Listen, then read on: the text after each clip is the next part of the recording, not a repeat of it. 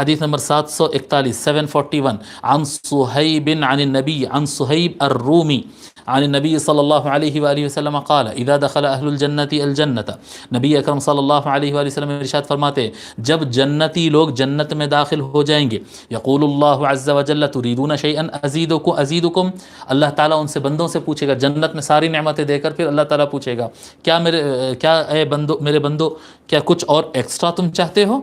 جی فیقولون، تو وہ کہیں گے الم تبیض وجوہنا الم تدخلنا الجنت وتنجینا من النار،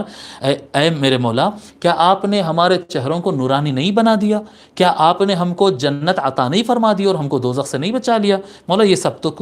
کچھ تو نے عطا فرما ہی دیا، اب اور کیا ہو سکتا ہے؟ قال فیکشف الحجاب فما اعطوا شيئا احب اليهم من النظر الى ربهم، تو اللہ تبارک و تعالیٰ اپنے چہرے عظمت سے، اللہ تعالیٰ اپنے سامنے سے حجاب عظمت کو ہٹا لے گا، حجاب کو اللہ تعالیٰ پردے کو ہٹا لے گا،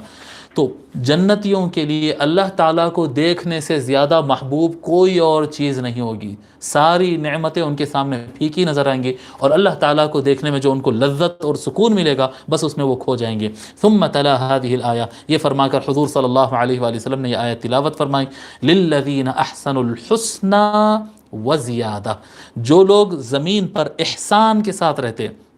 شروع میں ہم پڑھے تھے اسلام ایمان احسان، احسان ہائی لیول ہے، تو فرماتے احسان للذین احسنوا، جو لوگ احسان والی زندگی گزارتے ہیں، سب کے ساتھ بھلائی کرتے ہوئے،